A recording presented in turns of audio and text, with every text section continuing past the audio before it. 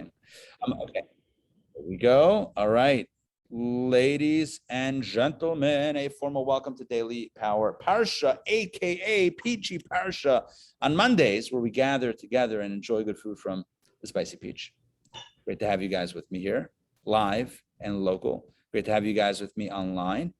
I'm going to share my screen. Let's open up the Torah reading. Torah portion this week is Tavo, and you can find it, well, on the screen. It's on the screen, but in the Chumash, I should have another copy for myself so that I can be on the same page.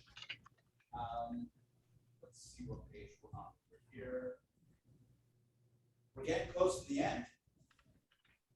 We're getting close to the end of the Torah. Final few Torah portions. Yeah, it's that time of year. We're going to continue for round 3, right?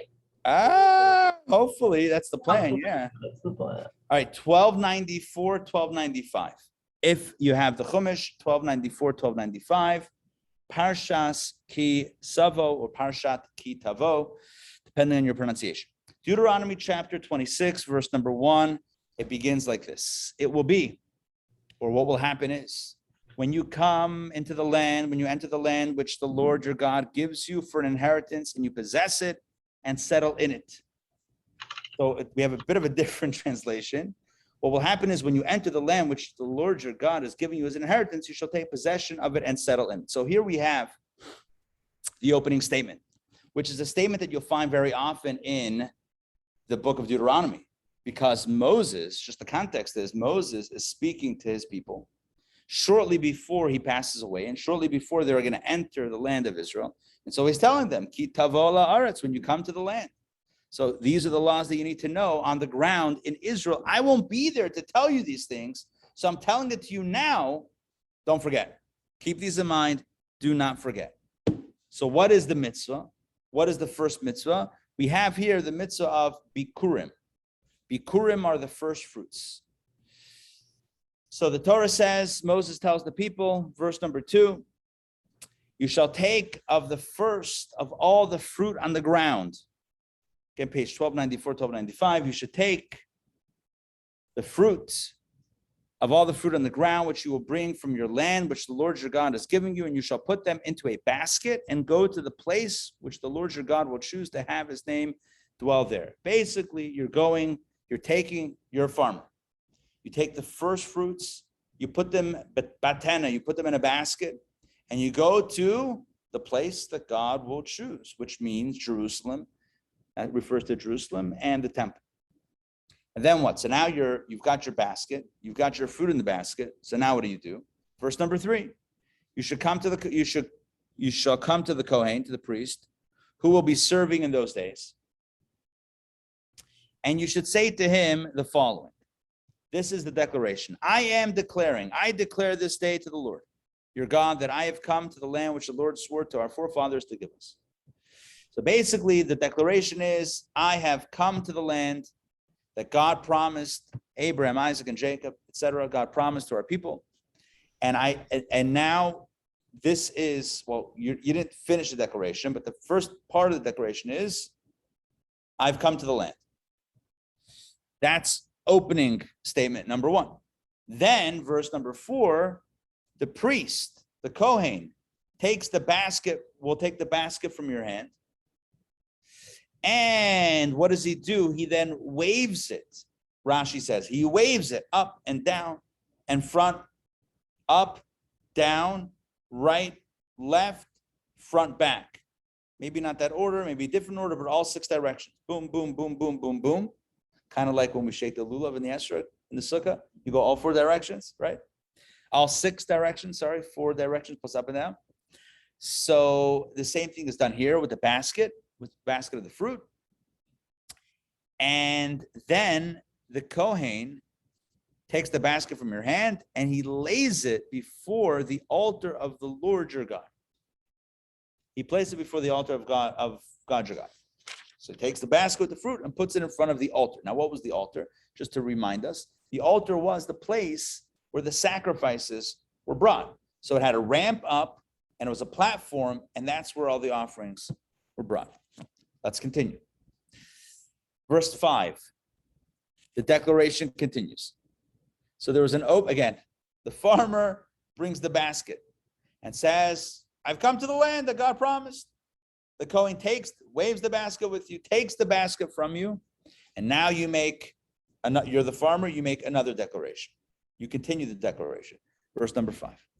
You shall say before the Lord, you should call out and say before the Lord, your God, Arami Oved Avi, an Aramean, Lavan the Aramean, sought to destroy my forefather Jacob. And Jacob went down to Egypt and sojourned there with a small number of people, 70. And there he became a great, mighty, and numerous nation. Of course, we know that the Jewish people became very populous in Egypt. And that is the declaration that is happening. Verse number 6, and the Egyptians treated us cruelly and afflicted us, and they imposed hard labor upon us. So we cried out to the Lord, God of our fathers, and the Lord heard our voice and saw our affliction, our toil, and our oppression. Verse number 8, and the Lord brought us out from Egypt with a strong hand and with an outstretched arm, with great awe, and with signs and wonders. So up until now, basically, the farmer is giving a history lesson, right? We started off on very shaky ground. Number one, this guy Laban, remember Laban? Jacob's uncle? Laban tried to preempt any Jewish history from ever happening. He tried to destroy my great whatever grandfather, Jacob. Then he survived and he came to Egypt. And in Egypt, he encountered more hardship. There was a Pharaoh who wished to destroy our people, right? We were treated cruelly and afflicted by the Egyptians. Harsh labor upon us. God heard, God saw, and God took us out. The Exodus. And now we come to the upshot of this declaration. Verse number 9. And he brought us to this place, and he gave us this land, a land flowing with milk and honey. And finally, verse number 10, the declaration of the farmer concludes, and he says, and now behold, I have brought the first of the fruit of the ground which you, O Lord, have given to me. That is the end of the declaration. So basically the farmer says, we had humble beginnings. Now we're in the land. Thank God that we have our own land. Thank God I am in this land. And these are the fruits. And now I'm giving back the fruits to you, God, to you, Kohen. I'm bringing back the first of the fruit. And then the Torah continues. What does the farmer do? Then you shall lay it before the Lord your God and prostrate yourself before the Lord your God. So you place it and you bow down before God. Verse 11. And once that is done, then, verse 11, then you will rejoice with all the good that the Lord your God has granted you and your household, you, the Levite, and the stranger, or the convert who is among you. This is how the reading ends. And usually I kind of interrupt the reading with some commentary, which I'm going to give you commentary in a moment. But the first thing is first, I wanted to give an overview of this process and declaration. And basically the process is the farmer who's successful in Israel, or even not successful, whatever level of success there is. If stuff grows, you take the first and you bring it. Now, how did you know which is the first? How do you know the first? So the farmers would go out to the fields and they would wait for stuff to blossom and bud and become fruit. And they would take a string or some sort of marking, today probably tape or something, whatever, and they would mark that first fruit. And that would become the first fruit that they would put into the basket and bring to the temple. Every year? Every single year. Yes, excellent question. Sandrine is asking, is that on an annual basis? The answer is yes. It's not the first time you plant your field. This is on an annual basis. And essentially, it's pretty unanimous amongst the commentaries what the purpose is. The purpose is gratitude, acknowledging where the blessing comes from. because it's not my land. I didn't put myself here. I didn't rescue myself from Egypt. I didn't make it grow myself because of my ingenuity. What, I make the land grow? Because I put a seed in the ground, it should grow? Who decided that? Me? Are you kidding me? Who gave the earth the power to grow in the first place? It's God. The whole thing is God. The fact that I'm here is God. The fact that seeds work, the fact that the earth works, that it grows, everything is God. So the Torah has this built-in protocol for the farmer, that when stuff starts growing, you bring it back, you bring it to the temple, and you make a declaration. A verbal, not just, I feel gratitude in my heart. No, a verbal declaration. You have a script. Arami Oved Avi. My father, an Aramean, sought to destroy my forefather. And then you rescued us, God. And then we were in Egypt, and you rescued us. Not only did you rescue us and dump us somewhere, you brought us to a land flowing with milk and honey. And you gave me this great opportunity for this great land that produces amazing fruit. And here's some of the fruit. And I want to say thank you. That's the declaration. And I love the fact that the Torah says that after you declare that, after you state that, and after you place the basket down, then you can really rejoice with all the good. What does that mean? On a simple level, it means you can't eat. In halacha, you can't eat any of the other fruit until you brought the first fruit to the temple. So everything becomes in a holding pattern. You cannot eat from that other fruit before you do the mitzvah of bikurim and bring the first fruits. So that's on a simple level. So once you do that, then you can enjoy everything else. There's a much deeper idea. And that deeper idea is, so long as we don't have gratitude, we can't really enjoy the blessings that we have. If we have, and I mentioned this in another Torah class a few weeks ago, if we have expectations, right? I expect this. Oh, the fact that the fruit grew, of course it grew. I planted it. Of course it grew. So then you're not going to be happy because it's expectations.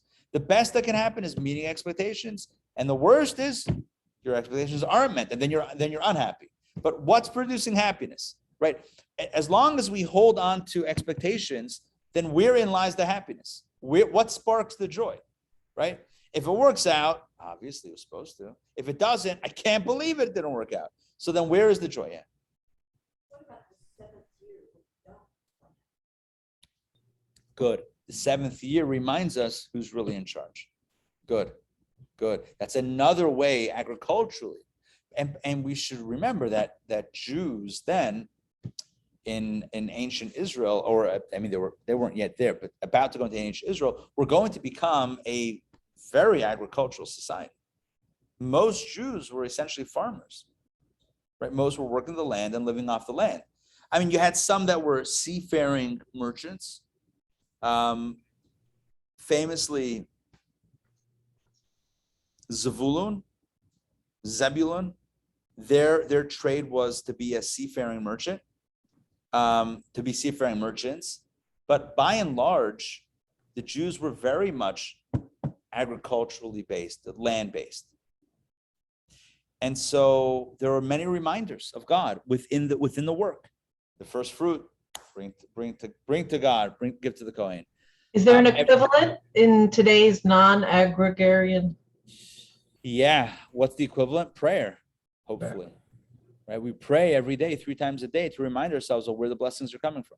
I'm not saying they didn't pray, but in the absence of a temple, that's what we have. Although we still have the sabbatical year restrictions, as we spoke about. By the way, this year is a Shemitah year. This year is a sabbatical year. Oh yeah? Nice. Anne said her garden, she's also going to give a sabbatical. Wow, nice.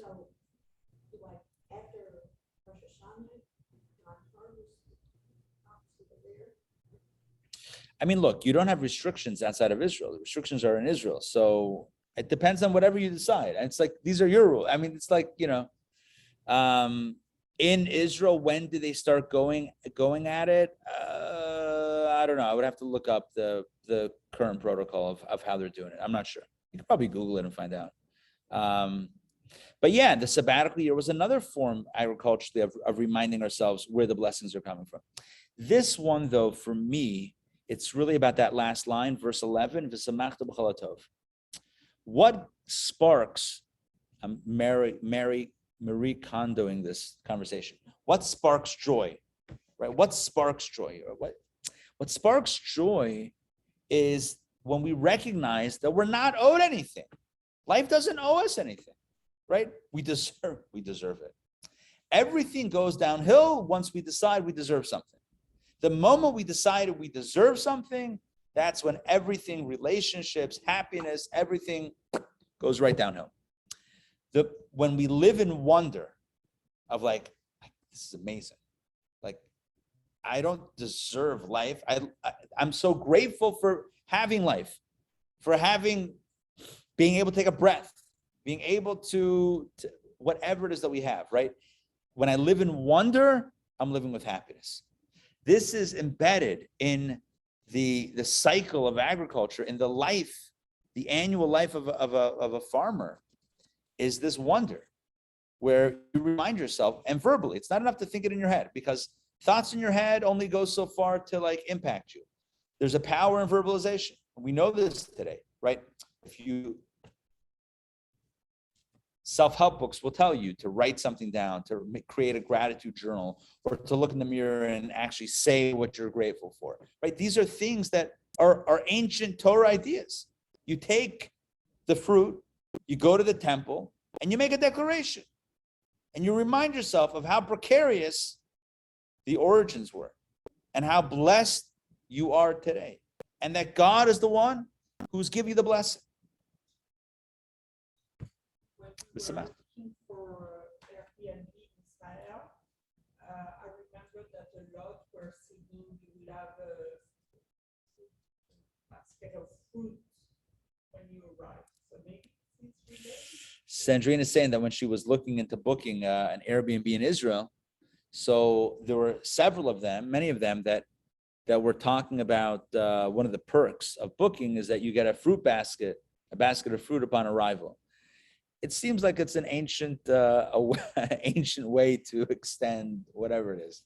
Love, gratitude, hospitality. Yeah, not a bad thing. What's interesting is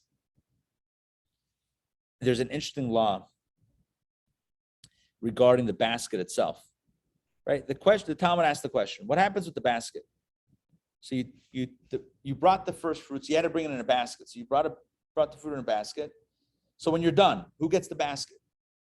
The Talmud says like this: if it's a wealthy farmer and it's a gold or silver basket, then you place it down, the Kohen takes the fruits, and you take your basket home. But if it's a poor farmer and a simple basket, then the basket is left. And then the commentaries wonder, unbelievable. The rich get richer and the poor get poorer. Unbelievable, right? The rich guy's basket, right? He gets to keep, right? Not a donation. And the poor guy's basket, struggling to put something together, he has to donate. Unbelievable. How is this fair? The rich get richer, the poor get poorer. But Hasidus, Kabbalah, Jewish mystical tradition tells us something completely different about this, or completely eye-opening about this. And that is, in life, there's fruit and there's basket. There's what we do and how we do it. And so the wealthy persona is one in which what we do, it's when the mitzvah is done at the end of the day, but maybe the vehicle was filled with a little bit of ego, a little bit of pride or arrogance. And when the vehicle is filled with pride, arrogance, and ego, so the mitzvah is still a mitzvah. At the end of the day, mitzvah was done.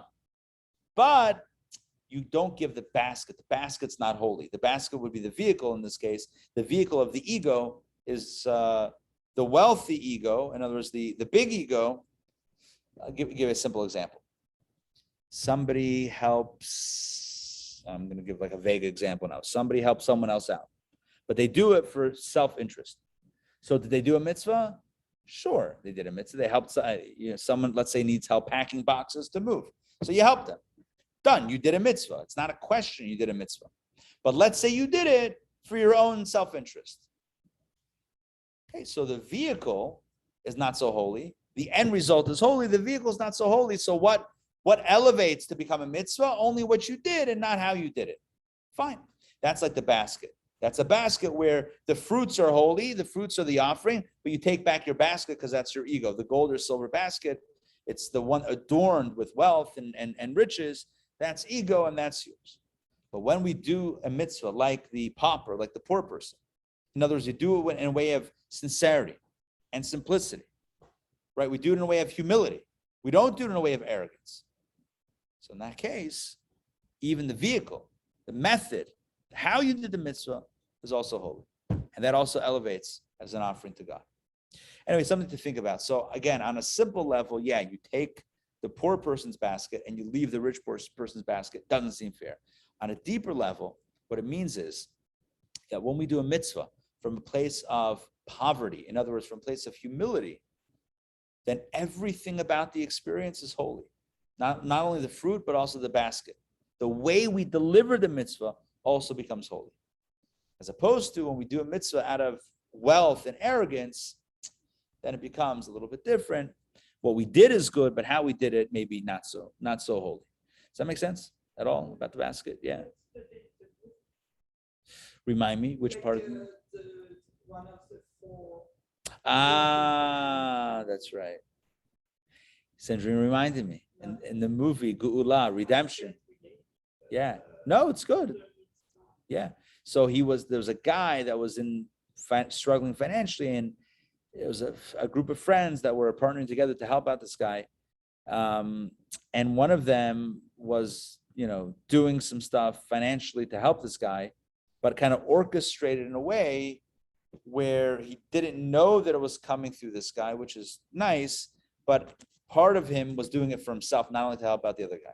Part of it was doing it for his own ego, and not only for the mitzvah of tzedakah. And the guy got very upset. Like, you didn't really want to help me. It was really about yourself. And Well, what about the woman? Hers was even more contrived. He have ended up not taking her money. The woman was. the other one. Yeah. Because her relationship. Right, exactly. Right. So without giving too much plot away, I don't know that anyone's going to be upset. Although, I don't think it's a problem. But without giving too much away, either way, the bottom line here is that when a mitzvah is done, a mitzvah is done. If you help someone else out, you cannot take that away. But the question is the basket holy? Is how you did it? Is that also holy, or was that a little questionable? So the Torah is saying, when it's holy, when you do a mitzvah with sincerity and humility, which is likened to the poor person's offering, it's not literally poor, but it's ego poor. Right, it's bereft of ego and adornment and pride. Then the basket also is given. Everything is pure. But if we adorn it with our pride, then only the fruit is holy, but the basket is the ego. So if the rich man borrows a basket, Good. Right. But Rabbi, in the movie. Hold on 1 second. So Dan is asking, so what happens if the rich guy borrows a basket from the poor guy, and he brings he's dressed to the nines, but he's bringing a simple basket? It's a good question. My understanding would be, I don't know. Does it go by the person or by the basket? I don't know. It's a good question. I mean, that's also Honestly, this case, as being explored in the Talmud, probably would be called the basket case. I think we should not make a Sorry, I couldn't hold myself back. What was I it? think we should not make a distinction, because You think all baskets should be accepted or not accepted? then kind of. Then you're judging, right? So Sandrine is like, it's not fair to pick and choose which baskets are holy, which are not. But look, I think the beauty of this is, look, it's all kind of metaphorical. Like literally, there was a thing that it's a gold basket, you don't leave it. Simple basket, you leave it. Now, maybe on a simple level, it's because maybe the temple didn't want gold and silver baskets because they had whatever they needed, just simple basket they could use for utility purpose, but not something too fancy. Sometimes something more simple kind of blends in as opposed to something more innate. Maybe that was the reasoning on a simple level. But on a spiritual level, It's not about picking or choosing. It's not about judging anyone else. It's about us knowing that when we do a mitzvah, let's do it more sincerely as opposed to look at me, look what I've done. Although, if that's what it takes, all right, at least you did a mitzvah. All right, yeah, Donna. Yeah, I was just thinking, but in the movie, the gentleman that did, finance behind the scenes, I mean, he was thinking he was protecting the other people. You've spoken in the past that you don't want the to give charity to let the people know you're giving charity. You want to protect their esteem. Right. So one could argue that the guy in the movie who was kind of orchestrating things, pulling the strings behind the scenes, was protecting the dignity of the guy who needed the money, so that he didn't think he was just getting handouts. He thought he was working for it. And I agree with you. You're right. So maybe you could say, maybe you could say that it's actually a holy experience and the holiest form and not ego. Good. I like that. And we should be like humble enough to accept aid too. I mean, support, assistance. Be open to receiving. Yeah, absolutely. Yes. Good. Sarah. It reminds me of the Torah where, serve Hashem with joy. Yes. We have to do it. Yeah. It was Hashem b'simcha, serve God with joy. The idea here is that there's a power in that sincerity, not only what you do, but how you do it. And how you do it can go a long way into that kind of divine acceptance, so to speak. Beautiful. All right, let's do second reading so that we're up to date with our readings, because today's Monday. So really, Shani, the second reading is applicable for today. So we caught up now with Sunday. Now let's jump to Monday. I'm going to share my screen once again. Let's jump back inside. I think the bottom line of this is that Bikurim is really a beautiful mitzvah. To me, it's like so beautiful. Oh, also, let me add one more point about this before we turn the pages, so to speak, and move on to the second reading. Bikurim is not just to give of your fruit to God, but the first fruit. And this becomes a lesson in life that the first, which is like the best, the choicest, we should dedicate to something higher, something greater than ourselves. So for example, when we think about our day, we could really carve out any time of the day to, let's say, pray to God. But the ideal is the first part of the day, in the morning. Why? I mean, hopefully, because in the morning we're the most fresh, we just woke up, we're not jaded yet by the day. So what's the first thing that we do? We tend to our own stuff, or we tend to God's stuff? Bikurim, first fruits. Yes, you could have given God the 10th fruit, but the first is nicer. So we should give also God our first attention, whether it's in the day or the first of our energies or the best of our, when we do a mitzvah, should be done in the best way and not in not in a way that lags behind, not lagging behind anybody else, but for ourselves, everything should be done first class, so to speak. All right, second reading is Deuteronomy Chapter 26, verse number 12. Let's jump in. So in the English Chumashim, it's going to be $12.99 in your Gutnick edition. The tithe declaration. Here we go. This is something we spoke about before regarding the mitzvah of tithing. Now, tithing is different than what we just spoke about. Let's explain. Tithing is another mitzvah that deals with agriculture, but it's very different. Tithing is tithing, and Bikurim is Bikurim. Meiser is Meiser, Bikurim is Bikurim. Two different things. Bikurim, first fruits, are the first fruits. That's it, first fruits. Tithing is 10%. Two different things. You take the first fruits, you give it to the Kohen, you take it to the temple, you make a declaration. And and what's the tithe? 10% of your produce you give to the Levi, to the Levite.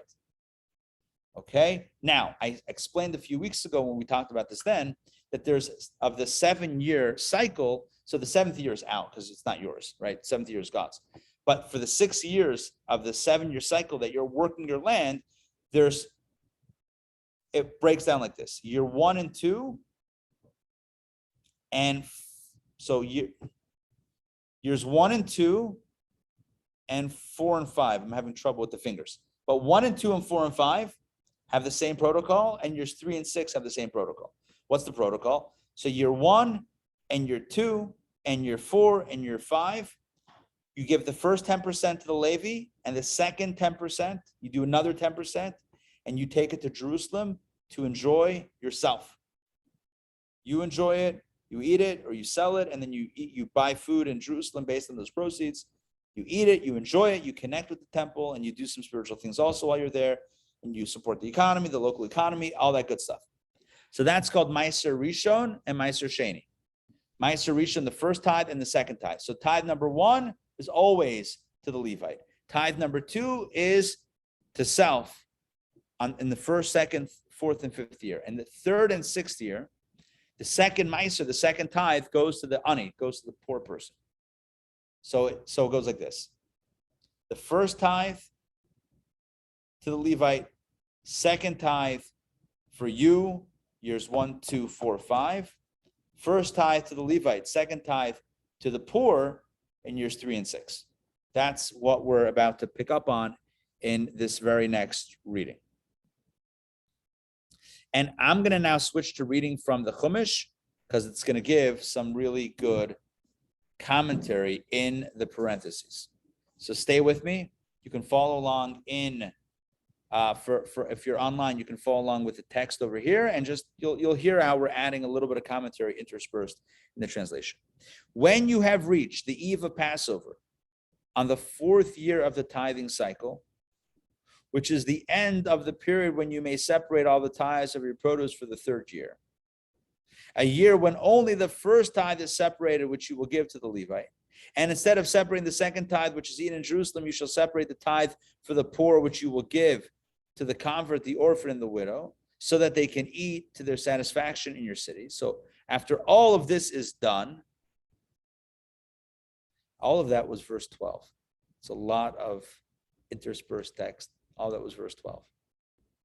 So we're talking about the 3rd year, which would also be the 6th year. 3rd and 6th year are identical. The 3rd year, you give Meiser Rishon, the first tithe to the Levi. The second tithe is called Meiser Ani, to the stranger, orphan, and the widow. So what's the then there's a declaration. Verse 13. Then you shall say before God your Lord the following declaration. Okay? Verse 13. I have removed, so again, this is the beginning of the 4th year. Sorry, the end of the 3rd year.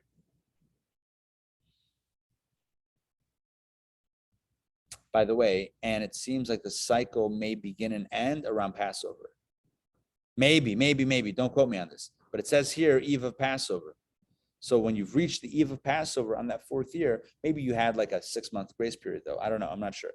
But when you've reached the end, the eve of Passover on that 4th year, so it's when, no, it says the end of the period when you may separate the tithes of the 3rd year. Okay, so that's when that time comes up, for tithing at least.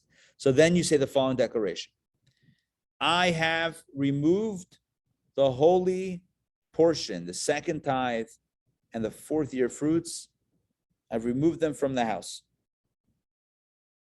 I've also separated Truma, which goes to the Kohen, and the first fruits, the Bikurim, that we just spoke about in the last reading. I've also given the first tithe to the Levite. I've given the first tithe to the Levite. I've given the tithe for the poor, to the convert, the orphan, and the widow. I did all this in accordance with your command, which you've commanded me about the precise order of separation. So the farmer makes a declaration and says, I've done all of the gifts of the field. I've done the second tithe. I've done the big truma, the gift, the first fruits. I've given the first tithe to the Levite, the second tithe, the Meiser Ani to the poor. I've done all of this stuff. And I did all of this in accordance with your command, which you have commanded me about the precise. Oh, I read that already. I've not transgressed your commands about cross separation. I've not forgotten to bless you. Cross separation means that we didn't confuse which gift was for whom and for what and for which amount. Everything was allocated appropriately, right? I did not eat any second tithe while I was in a state of mourning. That means the Meiser Sheni is eaten by the owner in Jerusalem. I didn't eat that in violation of the need to eat that in a holy state, in a happy state. So I didn't eat in a state of mourning. I did not consume any of it while in a state of ritual impurity. I did not give any of it for making a coffin or shrouds for the dead. In other words, I didn't misappropriate any of the food or the materials or anything. Rather, I listened to the voice of God, my God, and brought these offerings to the temple. I did everything you commanded me. I rejoiced and brought joy to others. So this is the declaration. Verse 15, we continue, where the farmer says, we have done, we, speaking the royal we have done what is incumbent upon us. Now, God Almighty, do what you promised and look down from your holy abode in heaven and bless your people Israel in the land which you have given us as you fulfill the oath that you swore to our fathers and gave us a land flowing with milk and honey. Essentially, what the farmer is saying is that you have given us this land and given us all of these agricultural mitzvah, all of these agricultural obligations. You got to give this gift to this guy and that gift to the other guy, and give God this and give the Kohen that and give the Levite the other and give the poor person this and this year that you. Farmer says, I did everything you asked. I did this and I gave that, and I didn't cross them and I didn't mess up the numbers. I allocated everything correctly. So now we say, now we say to God, look down from heaven and bless us, bless your people Israel, and bless the land that you gave us, land flowing with milk and honey. Again, this phrase, land flowing with milk and honey, I think it's the second time already we've had it today. Is that true? Did we have land flowing with milk and honey before? We did in the first reading, yes. So I think, Donna, you mentioned that you love that phrase, land flowing with milk and honey. We have a double header today. Both of our readings, we had this phrase. And the point is, we turn to God and say, you gave us the land and you gave us obligations for the land. And we did it. So now you have your obligation. And that is to keep us secure and happy and healthy on your land, on the land that you gave us. So we did our job. Now you do your job. And that's it. Now we have a deal. All right, I want to toggle some Rashis. Let's see if, now the Rashis are going to be the Rashis are very long because they're explaining all the details of the first tithe and the second tithe and all that good stuff.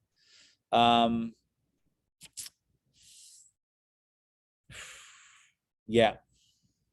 Okay, look, it is what, I don't think we're going to read all these Rashis. Let me see if there's a short Rashi that we might be able to read over here.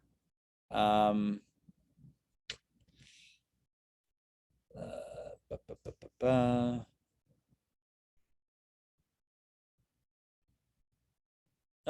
I think that the some of the commentary of Rashi we have embedded in the Chumash translation, the parentheses, and the other ones are a little bit more of a technical nature that I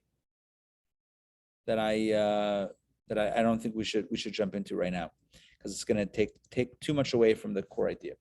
The core idea here is this notion of gratitude that comes through in this reading as well, because it's out of gratitude to God's gift of the land, gratitude that we have the blessings, that we follow through with what God wants. God says, I gave you the land, I gave you this tremendous resource, I gave you a land flowing with milk and honey, and now I ask of you, and I tell you, give back to someone else. Give a gift to the Kohen, give a gift to the Levi, to the Levite. Give a gift to the poor, the widow, the orphan, the stranger. Give a gift to yourself. And it behooves us to do it. So could we translate this into our own lives? Sure. I mean, we did that with the first reading, but this reading also. If we can turn to God, we're approaching Rosh Hashanah. We determined earlier that we're exactly 2 weeks out from tonight. Beginning of Rosh Hashanah. Happy New Year. It's crazy, right? Holidays close out in September already. Everything's early this year. We have a second Adar. Don't worry, we catch up because it's a leap year. This coming year is a leap year, which means we have a 13th month, an extra Adar, which then pushes Passover back into, because right now Passover would be, if we didn't have a leap year, if it wasn't an extra month, it would be like March. It would be like really early. So it pushed us back into like April, into where it needs to be. But anyway, the point is like this: as we approach Rosh Hashanah, very rapidly approaching Rosh Hashanah, let's think about the gifts that God has given us Let's think about our obligation with those gifts. Like, right, God gave us health. Okay, so what have we done with it? God gave us life. What have we done with it? God gave us resources. What are we doing with these resources? Are we utilizing them to the best of our ability for the purpose for which God gave us these gifts? Or are we just using it kind of on our own or for ourselves? And, these declarations remind us, you have a farmer that stands before God and says, I've done everything, and now I ask for a blessing. We're all going to stand in Rosh Hashanah and ask for a blessing. Can we turn to God and say, we did everything that we were supposed to do with our resources last year? Right? Think about it that way. Can we stand like the farmer and say, you gave me this gift, I gave it here. You gave me that gift, I helped that one out. You gave me a third gift, I allocated it there. Can we say that? And if we can say that, great. Then we can say, God, look down upon us and give us more this year, because you know that we're trusted servants in delivering your blessing to others, sharing your blessing with others. And if not, we still have 2 weeks. We still have 2 weeks to make it happen, to make it count. So let's always think about blessings, not only in terms of self, but in terms of benefiting others. Then the blessings truly become a blessing. I want to conclude with a theme along these lines. We always toast each other, l'chaim. L'chaim. What does the word l'chaim mean? To life. But the truth is, l'chaim doesn't just mean to life, it means to lives, plural. Chayim is plural. Chai, right? Chai is life. So we should be saying l'chai. No one says that. No one toasts. Everyone has a chai necklace, but no one ever says l'chai, because that sounds weird. L'chayim, but why? Why not? Chai and chayim, the same word, life, but one is singular, one is plural. Why do we say l'chaim in the plural? And there's a beautiful answer that's given. And the answer is because life is enjoyed more when it's shared with others. Blessings are enjoyed more when we share with others. There's 2 bodies of water in Israel, 2 lakes, Lake Kinneret and the Dead Sea, right? Am I wrong? Yeah. One is salt water, one does not sustain life, and one sustains life. What's the difference? Because Lake Kinneret continues to flow and empties out into the ocean. In other words, it shares its waters with something else. The Dead Sea, on the other hand, collects the waters and doesn't share it. When we collect and don't share, it doesn't sustain life. It's not l'chaim. It's l'chai, but no one says l'chai, so it doesn't count, right? It's just, But when we share our gifts, it could be any gifts. It could be money. It could be food. I'm talking about food here, right? Farmer's food. It could be money. It could be food. It could be time, expertise, empathy, whatever it is, whatever we have. When we think about the gifts and we say to ourselves, look, God gave me this gift. How can I use it as a blessing also for others? Then we're thinking along holy terms. Then we're thinking as Torah wants us to think. And then we can stand on Rosh Hashanah and say, God, I'm a trusted partner. You invest in me, and look what happens. You give one person a set of gifts and resources and utilities. You gave me a toolbox, and look what I did. I helped that one, and I fixed that thing, and gave light there, and gave money there. I did all these things. Give me more. And this year, even better. That's the best request. The best request in Rosh Hashanah is not a selfish ask. It's not, I need this, I want that. It's, God, you need me. You need me, God. This is the ultimate sales pitch. God, I know what you want. You want the world to look this way. I can make it happen. Invest in me. Invest in me because I can share the blessings with others. So that's enough said on this topic. I'm sure it's coming across pretty clear. And this is, I'm not just speaking to you, I'm speaking to myself, right? We can all think about in our own lives how we're utilizing the gifts, talents, abilities, resources, everything, opportunities that God has given us. Let's recommit in these last few weeks to really share the gifts that we have with others. And may God bless us with more, even more, exponentially more, so we can do exponentially more good. All right, thanks for joining. Any questions, comments? Let's start with our online crew. Questions, comments? Thank you so much, Rabbi. Pleasure, pleasure, pleasure.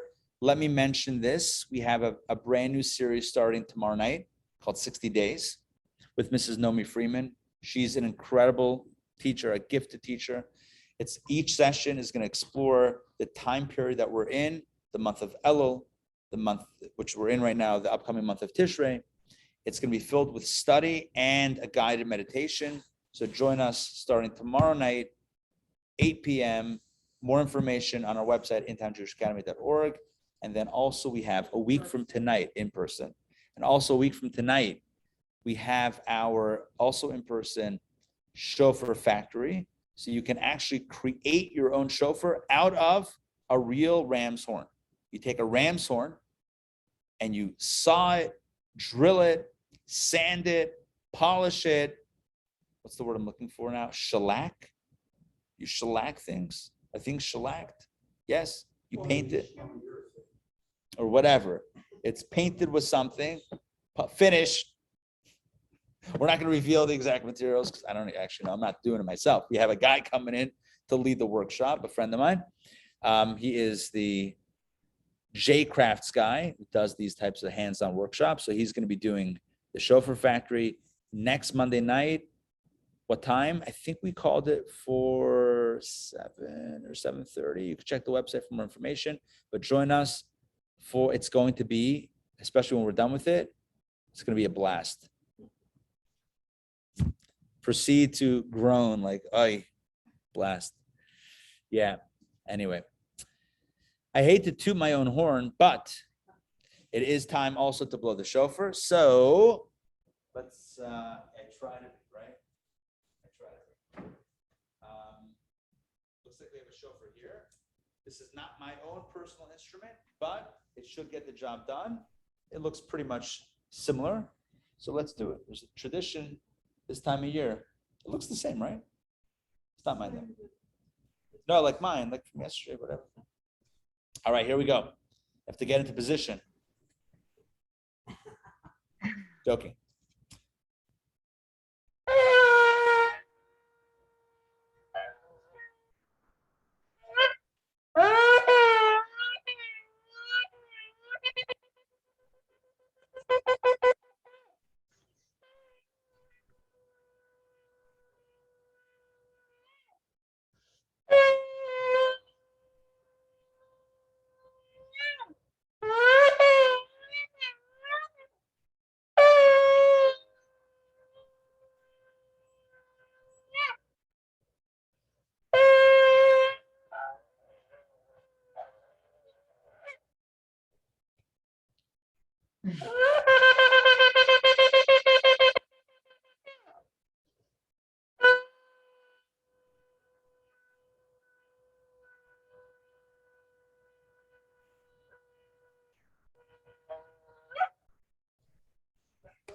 Pleasure. Not bad. Not bad for an instrument. So make one of these next week. Next Monday night. And then 2 Monday nights from now, Rosh Hashanah begins. And of course, we got the various services that we're going to do. So join us for that. And a new protocol. We're going to put out a message about exactly how we're going to do services. So stay tuned for that in the next few days. All right. Good. All right. We'll see you guys. Thank you. Have a wonderful, bye, Olia. Bye, Donna. Bye, Sarah. See you guys. Take care.